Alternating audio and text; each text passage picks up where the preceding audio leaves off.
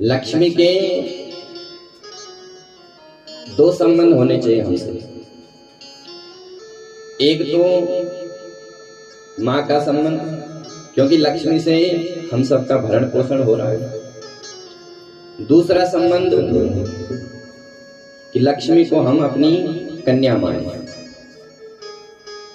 लक्ष्मी जब घर में ज्यादा बढ़ जाती है तो फिर उसका जो है वरण करना चाहिए। जैसे कन्या जब सयानी होती है तो उसके लिए वर ढूंढा जाता है, और अगर वर नहीं ढूंढा तो वो स्वयं वर ढूंढ लेती है।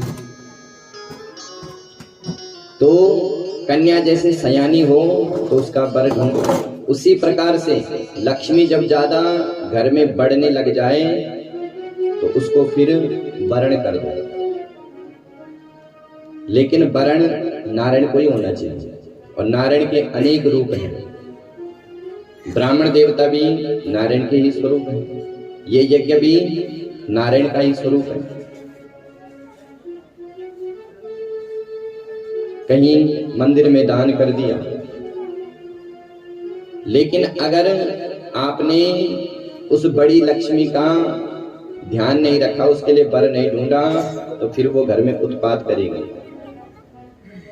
अनेक बीमारी प्रकट हो जाएगी। माने उसने जो है अपना रास्ता स्वयं ढूंढना है। लक्ष्मी के दो वाहन होते हैं, एक होती है उलूक वाहनी लक्ष्मी और एक होती है गरुड़ वाहनी लक्ष्मी। जब लक्ष्मी गरुड़ पर आती है तो नारायण के साथ आती है,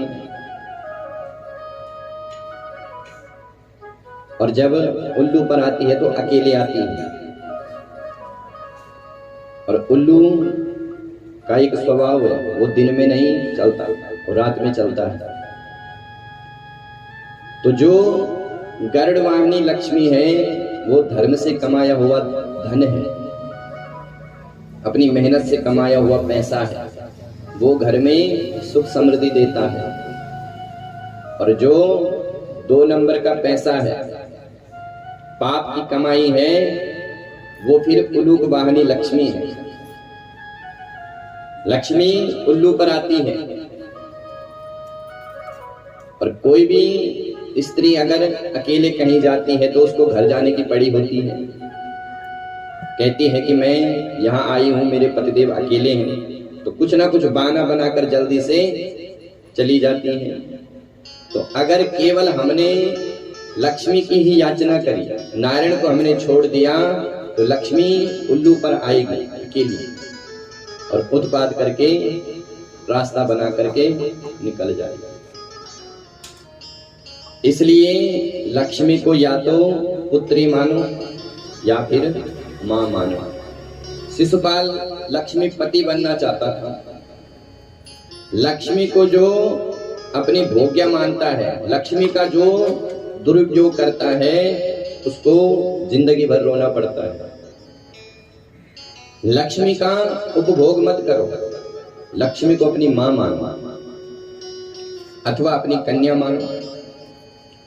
तो शिशुपाल लक्ष्मी से विवाह करना चाहता था, लेकिन लक्ष्मी का तो स्वभाव, वो तो नारायण के पास जाएगा। शिशुपाल जिंदगी भर रोता ही रहा। तो लक्ष्मी साक्षात रुक्मिणी के रूप में प्रकट हो गई।